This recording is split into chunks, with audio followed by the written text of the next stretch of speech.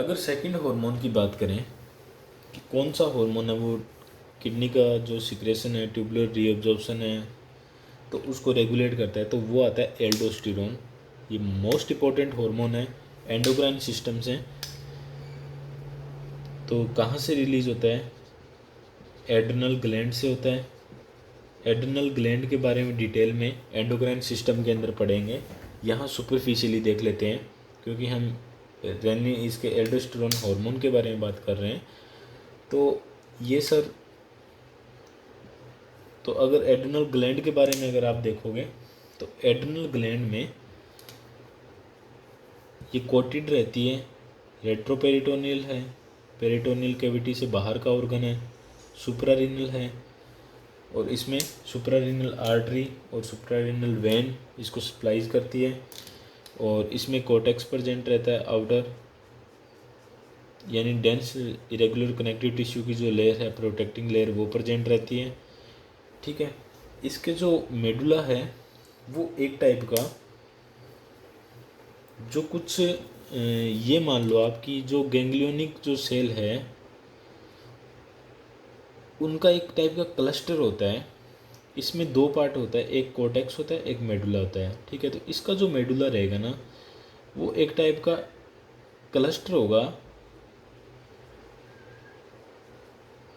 Ganglionic cell का, जिसमें exons नहीं होते हैं, एक्सोन फ्री होती है ये, इसमें एक्सोन नहीं प्रेजेंट रहती है। और ये क्या होती है, एक्यूमुलेट हो जाती है, कलेक्शन हो जाता है इनका नियर ब्लड वेसल के। तो ब्लड वेसल के नियर कलेक्शन हो जाएगा, इनका मॉडिफिकेशन हो गया। तो मान लो ये इसके अंदर जो सेंटर में एक ब्लड वेसल बना सकते हैं, ये ब्लड वेसल है, तो इसके नियर में इसका कलेक्शन हो गया और इनको बोलेंगे क्रोमोफियन सेल। तो ये जो क्रोमोफियन सेल है ये एड्रिनल मेडुला की, एड्रिनल ग्लैंड की मेडुला की फंक्शनल यूनिट की तरह काम करती है। तो क्रोमोफियन सेल सिक्रेशन करती है नॉर एड्रेनलिन और एड्रेनलिन का। तो इसकी लेयर के बारे में देखें तो अपन यहाँ पे डिस्कस करने एल्डोस्टेरोन का, तो ये डीप के अंदर देखेंगे जब एड्रेनल ग्लैंड का डिस्कस करेंगे। तो सबसे पहले देख लेते हैं एड्रेनल जो एल्डोस्टेरोन है वो कहाँ से रिलीज होता है। तो इसकी जो आउटर लेयर, इसकी जो कोटेक्स पार्ट है, कोटेक्स की 3 लेयर होती है, एक आउटर हो गया, एक आउटर पोर्शन। ठीक है। तो ये आउटर पोर्शन हो गया। इसके बाद जो बाहर है उसका डेंस इरेगुलर कनेक्टिव टिश्यू का जो है एक प्रोटेक्टिंग लेयर प्रेजेंट होती है।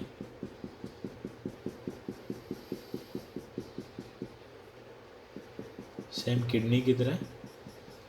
तो ये इसका आउटर हो गया। इसके बाद इसकी जो सेकंड लेयर इसको बोलेंगे जोना ग्लोमेरुलोसा। ठीक है। इसके बाद जो सेकंड लेयर आएगी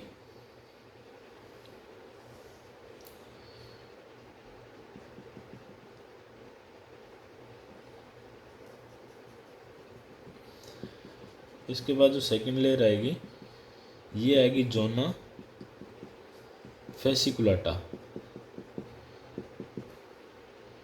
ये आएगी जोना फेसिकुलाटा। ठीक है। और जो मेडुला और जोना फेसिकुलाटा के बीच का जो पोर्शन रह गया सर, उस पोर्शन को बोलेंगे, ये पोर्शन जो रह गया इसको बोलेंगे जोना रेटिकुलरिस।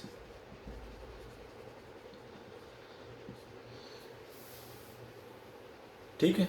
तो ये इसका 3 जो लेयर है कोटेक्स का वो, और बीच के अंदर जो ब्लूज पार्ट जो शो हो रहा है वो है रिनल, इसका एड्रेनल मेडुला, और मेडुला के अंदर एपिनेफ्रिन और नॉर एपिनेफ्रिन का रिलीज होता है मेडुला। ठीक है। तो ये पार्ट इसका एड्रेनल मेडुला हो गया। तो अगर एल्डोस्टेरोन की बात करें तो मेजर हार्मोन है ये, एड्रेनल ग्लैंड से सिक्रीट होता है। और ये किससे होता है सर? तो जो जोना ग्लोमेरुलोसा है ये मिनरलोकॉर्टिकॉइड्स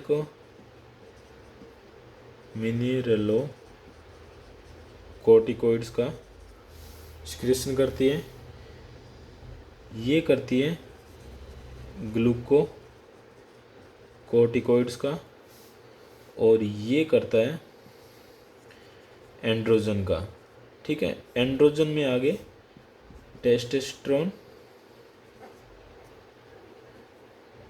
और एस्ट्रोजन, यानी ये बहुत कम मात्रा में माइनर एंड्रोजन के नाम से भी लिख सकते हैं। एंड्रोजन यानी बहुत ही शॉर्ट अमाउंट के अंदर ये होता है, और अगर ये एक्यूमुलेट हो जाता है तो फिर ये टेस्टोस्टेरोन और एस्ट्रोजन में कन्वर्ट हो जाता है, जो फीमेल और मेल सेकेंडरी सेक्स कैरेक्टरिस्टिक को शो करने में हेल्प करता है।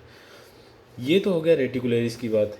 ये जो करता है वो करता है सीक्रेशन, वो करता है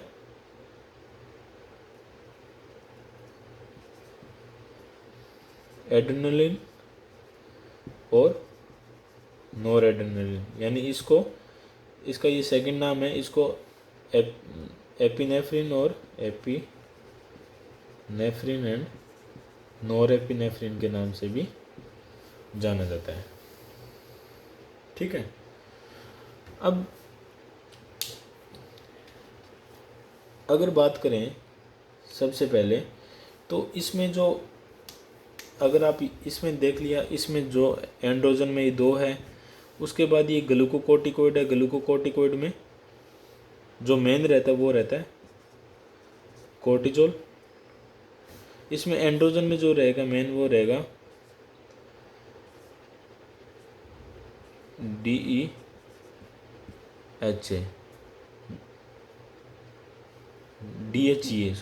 DHEA डाईहाइड्रो एपिनेफ्रिन एंड्रोजन। इसमें कोर्टिजोल,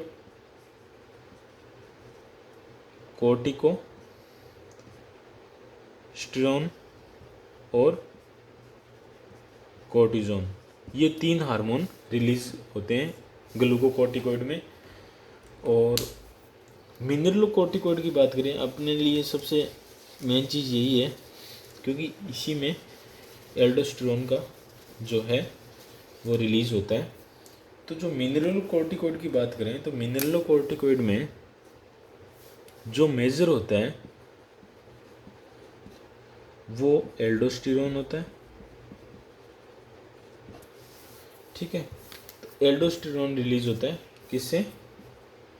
जोना ग्लोमेरुलोसा से, और ये है मिनरलो एक कोर्टिकोइड। तो मिनरलोकोर्टिकोइड तो है तो, लेकिन मिनरलोकोर्टिकोइड का काम क्या है?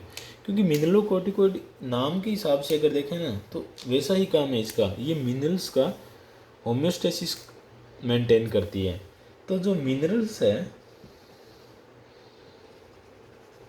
जो इम्पोर्टेंट और मेन मिनरल्स जो अगर आप देखोगे ना तो उसमें आता है सोडियम, पोटेशियम। तो इन दोनों का ये बैलेंस रखती है, बैलेंस करने का काम करता है कौन? मिनरलोकोर्टिकोइड। और मिनरलोकोर्टिकोइड में मेन मेजर कौन सा हार्मोन है? वो है एल्डोस्टेरोन। तो सीधा अगर आप मिनरलोकोर्टिकोइड की बात करें तो डायरेक्ट एल्डोस्टेरोन की बात कर सकते हैं, क्योंकि दूसरे हार्मोन इतने इफेक्टिव और एक्टिव फॉर्म में और इतना उनका जो फंक्शनल है वो डिस्क्राइब नहीं है कि उनसे क्या क्या चेंज होता है। तो मेनली यही है। ठीक है, अगर मिनरलोकोर्टिकोइड की बात करोगे तो एल्डोस्टेरोन की बात हो रही है, ऐसे समझ सकते हो। तो ये बैलेंस कर सकते हैं, बैलेंस करते हैं किसका? सोडियम और पोटेशियम का। तो सोडियम और पोटेशियम का बैलेंस करते हैं तो पोटेशियम को ये एक्सक्रीट करेगा और सोडियम को इन करेगा। ठीक है, तो जब सोडियम इन जाएगा तो ये अपने साथ जो पैसिव डिफ्यूजन है, एक्टिव डिफ्यूजन है, उसके थ्रू वाटर भी लेके जाएगा। तो जब वाटर लेके जाएगा तो ब्लड वॉल्यूम है वो बढ़ा देगा। तो इसका काम ये एक इनडायरेक्टली ये भी होगा कि ब्लड वॉल्यूम इंक्रीज होगी। दूसरी चीज़ एक और करता है सर कि ये हाइड्रोजन का बॉडी से एक्सक्रीशन करता है। ठीक है, तो हाइड्रोजन का जब एक्सक्रीशन होगा तो क्या होगा? इस सर एसिड बैलेंस को मेंटेन करेगा। ठीक है, तो 2 काम हो गए है ना मेन, एक तो इन दोनों का मिनरल्स का करेगा और दूसरा ये हाइड्रोजन को रिलीज करेगा। तो इसमें इनडायरेक्टली ये होगा एसिड का, यानी जो ब्लड का पीएच है वो 7.35 से 7.45 के बीच में मेंटेन करेगा। कौन? हाइड्रोजन है वो। तो इसको भी ये एक्सक्रीट करेगा। अगर हाइड्रोजन बढ़ गया तो एसिडिक माउल बढ़ जाएगा। तो बहुत सारी किडनी प्रॉब्लम के अंदर कौन सा मेटाबॉलिक एसिडोसिस होता है, क्योंकि हाइड्रोजन का जो एक्सक्रेशन है वो होना बंद हो जाता है। तो ये क्वेश्चन भी पूछ लिया जाता है बहुत बार। तो अगर इसका ट्रिगर फैक्टर आप देखोगे कि ये जो जोना ग्लोमेरुलोसा है ये कैसे इसको रिलीज़ करेगी, तो इसमें जो सबसे पहले जो फर्स्ट रहेगा वो रहेगा एंजियोटेंसिन सेकंड। तो जो एंजियोटेंसिन सेकंड है वो भी इसका इम्पोर्टेंट फैक्टर है। अगर एंजियोटेंसिन सेकंड रिलीज होगा तो पहला काम तो ये करेगा, एल्डोस्टेरोन को रिलीज करवाएगा जोना ग्लोमेरुलोसा पे इफेक्ट करके, और सेकंड काम ये करेगा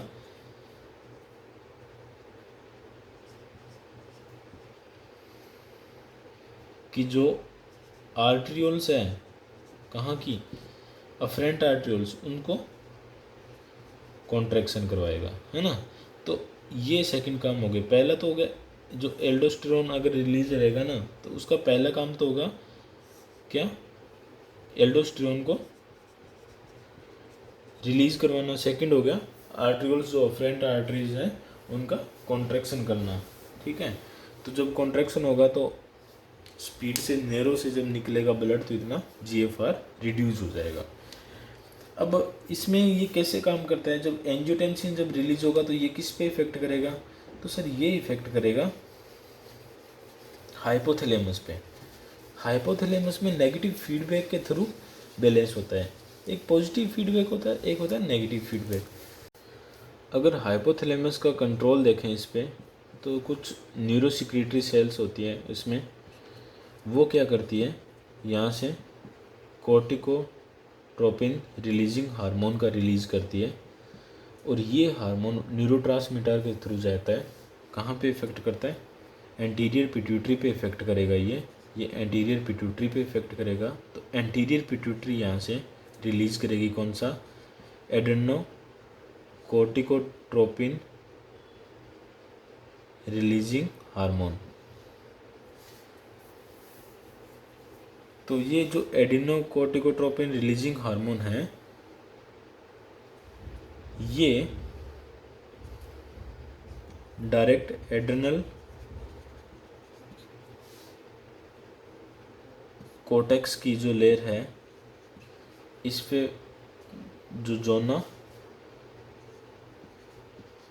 फेसिकुलाटा पे काम करेगा, और ये एल्डोस्टेरोन का सिक्रेशन है वो बढ़ा देगा।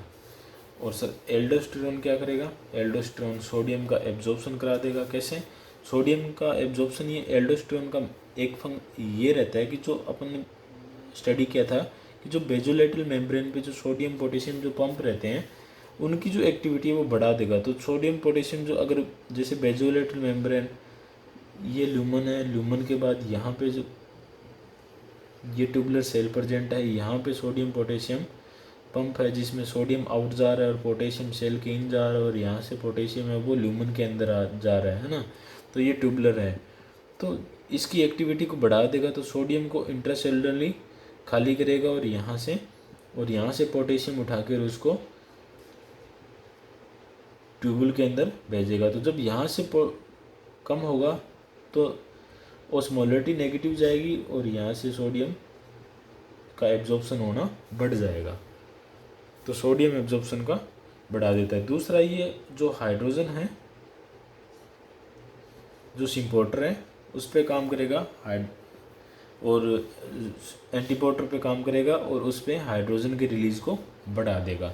तो ऐसे काम रहेगा इसका, और सोडियम के साथ वाटर का एब्जॉर्प्शन होगा और इनडायरेक्ट